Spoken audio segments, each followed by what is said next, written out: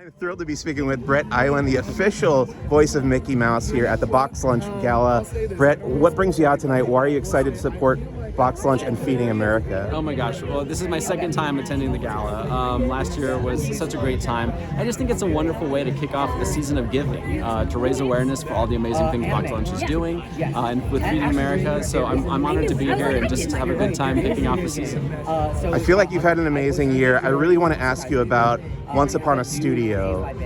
This was a big deal for Mickey and for Disney, obviously with the 100th anniversary. What has your response to the response been? I mean, it's so exciting to see everybody kind of coming together to celebrate something like 100 years of Disney, which is personally is so important to me because I grew up being such a Disney fan, specifically a Walt Disney fan. And I think, there's been so many great opportunities to celebrate Walt and Roy and the origins of the company. I think Once Upon a Studio is a beautiful tribute to just the legacy of Disney animation, bringing all those characters together.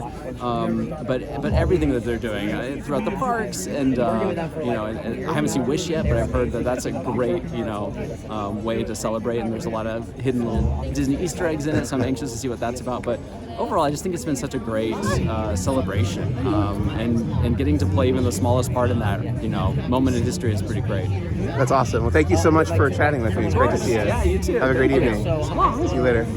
Hi, Emma, if you could just tell me what brings you out this evening, why are you excited to support Box Lunch and Feeding America? I don't know why I'm here. Okay. Yeah. I was just, I saw the lights. The lights struck in like a moth. Thought it looked good. I figured it was time to celebrate. The strike being over, time to go out. I've been involved with them for a minute. Okay. I think they're both wonderful organizations. I'm happy to be here. I'm happy. I've never met David Harbour, so I'm really looking forward to that. I've been a fan of his for a very long time. Awesome. I'm happy to be here. You mentioned the strike being over. Yes. The previous interviewer was talking about Agatha with you. What else do you have coming up? Well, Slayers just finally was able to come out on Audible, and it's been #1 for Audible, so very happy about that. We're eyeing season 2, so hopefully that will come out. And for coming up, I just work. I haven't been able to do anything for, I don't know how long it's been. It feels like a year. Yeah, the whole summer at least, that long, yeah. So, I know things I have my eye on.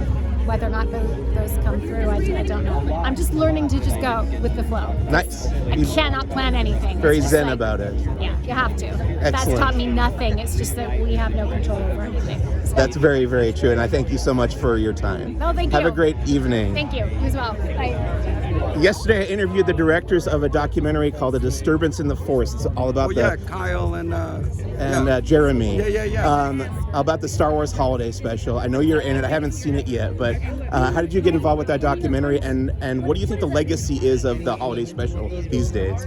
I got involved with that documentary because I know Kyle and Jeremy, and I know so much about Star Wars, and have had the insane experience of being in a lot of weird places at the right time, So they wanted me to talk about it. That was it. And what is your experience with the Holiday Special? Did you grow up on it? Did you see it the first time it aired? I liked Star Wars deep before people were making a fuss about it in a resurgence kind of way. So I was well aware of the Holiday Special, saw it when it aired, didn't really remember anything except the Boba Fett cartoon, but I'll talk at length in the doc, man. You don't want to. No, I'm excited to see hear it. me talk about it on this press line on the iPhone. That's definitely not as interesting. I appreciate you chatting with me. What brings you out tonight? Why are you excited to support Box Lunch and Feeding America? Feeding America, yeah. So I'm really interested in helping solve the homeless crisis in our country, and it's a massively sprawling issue that doesn't have a single solution. But I like to be able to work with any of these individual giving provision organizations that help feed people, help house and clothe people. This is one of those orgs, Feeding America. They do tremendous annual work, local food banks that everybody can sponsor, people can give money to it. They help to ease some of the absurd food insecurity. Like the fact that that's a term we've all become comfortable with. Food insecurity. So you're insecure about eating. Right. That's fucked, man. I just think it's fucked up. We are such a modern country. We shouldn't be starving. So anyway, Feeding America is awesome. They help take just a step, just a little bit of help. Awesome. Thank you for your time. Appreciate Anytime, it. man. Have a good time. I'm thrilled to be speaking with Jordan Howlett at the Box Lunch Gala. Jordan, what brings you out tonight? Why are you excited to support Box Lunch and Feeding America? Well, you know what? I was contacted about trying to participate in this event. I was so excited to do it. Anything when it comes to giving back or just anything charitable is something I really want to make sure I'm taking time to do. I think it's important, especially with platforms, to make sure that you're doing them for the right reasons. And it was just exciting to do. So I was happy to get down here. Awesome. And can I ask what's coming up for you in the near future? You know what? We got a few exciting things coming by.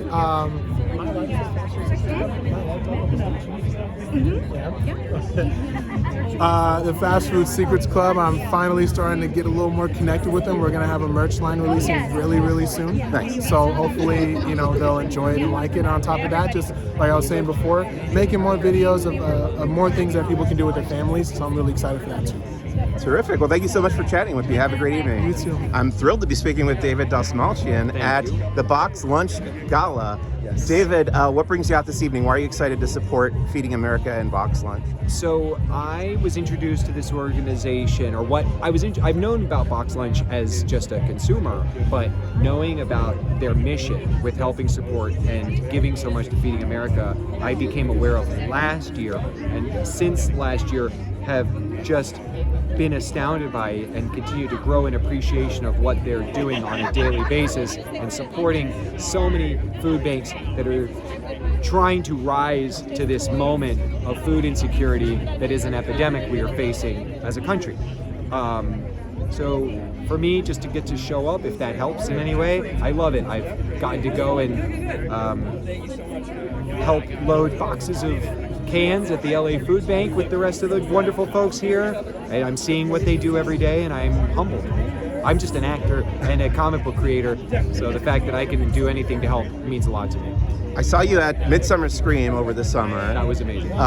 Which you were awesome. You moderated one of the panels. You were promoting your comic. Yes. And it was right around the time when The Boogeyman had come out, and I loved it, but you weren't allowed to talk about it because the strike was going on. So I got to know, what's your response to the response that The Boogeyman got? I'm so happy for Rob. I'm so happy for everybody at 20th Century and for 21 Laps, and just the group of people who believed in this brilliant Stephen King short film, but adapting it to feature is a huge step. To see what the writers achieved, what our director was able to do, and that audiences really got the pants scared off of them, I'm so proud that I was a part of that. Yeah, it was That's amazing. awesome. Lastly, can you just talk about your comic real quick?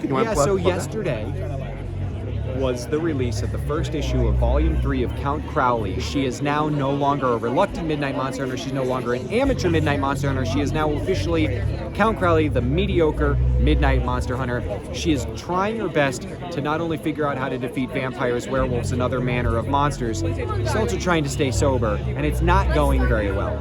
So I am very excited for audiences and readers to get their hands on the newest Count Crowley. The artwork in it, I think my artist Lucas Kettner is doing stuff that is just never been seen before, and we have so many cool new monsters for Jerry to face that even if you've never read it before, I hope you'll give it a try, because I think you'll find something in there to sink your fangs into. Fantastic. Thank you so much for your time. Thanks, Have a great man. evening. Pleased to be speaking with Erin Moriarty here at the Box Lunch Gala. Erin, what brings you out this evening? Why are you excited to support Box Lunch and Feeding America? I feel like I step out so much, and it's for reasons that simply, like, this is just such a profound cause, and it's also, like, Feeding America has made such an impact. I really do entice people to look up the numbers, because it's very common and understandable to become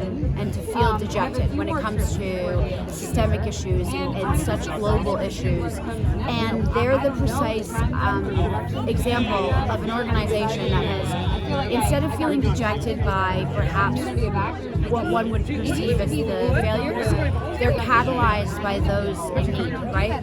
And so being out here and being able to just like be amongst these people that are doing these incredible things, and to be able to, you know, I think being informed is everything. And I think that individually, if we can just take responsibility for our own small corner, instead of feeling like, well, how much can I do and how much do I matter? This is part of it. And this is going to help inform me further. And so I am here to learn, and I am here to hopefully spread what I learn. And if that impacts one person, amazing. And if it impacts more than that, great. Absolutely. And lastly, can I ask what's coming up for you? Oh, wow. Let's see. Oh, my God.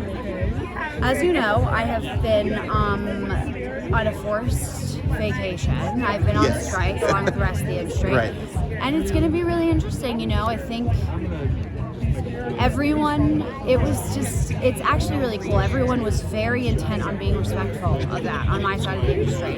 And so anything that was in the works is just going to take a second to really consciously, mindfully reintegrate itself into the industry. So I wish I could say. Okay. I wish I could say, but truly, it's that's like fine. it's just because you know, it ended last night, and everyone has stuck to their word. Everyone has been respectful. So, you know, we have another season coming out of The Voice. That I can promise, and that I can promise is just like I keep trying to. I no longer try and find the words to describe what That's perfectly fine. What we've put down, but oh my God, I'm super excited for people to see it. Yeah, me too. And I'm excited very as well. excited for this new chapter in the industry, and the rest will unfold as it does. I think, we're so freshly out of this thing, but another season of The Boys, that is exciting, sure. very exciting. Thank you so much for your time. Have a great so evening. much. Thank you. I'm so thrilled to be. Look at your I phone know. case. That's why I wanted to talk to you. I'm a huge fan. You could be smelting. I have a Beskar phone case. You could be smelting this, turning it into armor. So thrilled to be speaking with Emily Swallow here at the Box Lunch Gala. Why is this event important to you? What brings you out this evening? Well, I have known about Feeding America for a while, and obviously it's an incredibly worthy cause, and I'm glad that an organization as fun and joy-filled as Box Lunch is using the popularity that it has to do some good. Great, and the Armorer had such a much bigger role in season 3 of The Mandalorian. I want to know, were you surprised by the arc that the character had? I'm always surprised because they tell me nothing until one of my friends joked that it's kind of like I get a knock at the door, they throw a bag over my head, put me in a van, and drive me to set, and that's almost what it feels like sometimes. I loved that. My favorite thing about the season was that she and Bo-Katan, who were these two women that people sort of thought were going to come to blows, that they were the two that came together and finally forged an alliance and found a way for all the Mandalorians, whether or not they want to show their face, to come together and take back Mandalore. Forged an alliance, no pun intended, yes. Right? I can't help it. There was a brief moment there where I had an inkling that the Armorer might turn out to be a villain. Did you ever think that? You were one of those. No! Okay. Although everyone else was so convinced that for a few minutes I thought, did they set me up? You know, I said to my husband after we watched that, I think it was the penultimate episode of the season, I said, I have to go look up my script for the season finale to make sure I'm remembering what I'm remembering. And then I thought, did they have me film something just to fool me? And I said, no, they couldn't do that. That would be like such a gut punch for someone like her to be evil. But a lot of people still think it might happen. I don't know. I'm not convinced. I think right now I'm on the other side. I think the Armorer is a good person, and I congratulate you on your success. Thank you. Amazing job. Love the role. I've got your action figure. Very happy to meet you. Thanks for chatting with me. Have a great evening. You.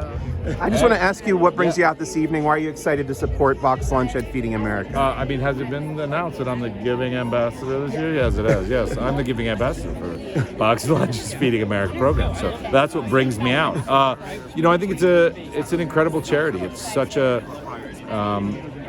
it's such a simple, basic idea that I don't think gets a lot of traction in the media with all the things to be enraged about in this world in various different ways. The the fact of food insecurity for millions of Americans is something that we tend not to on the daily talk about. So it's nice to be reminded of it and to be reminded that we are addressing it and that we're trying to address it and that it needs, it needs to be addressed. And I'm proud to be a part of that. I think that Feeding America has done some incredible things, and Box Lunch's collaboration with them also has done some incredible things. Thanks, David. Have a great evening. Appreciate your time. You too. Nice shirt. Thanks a lot.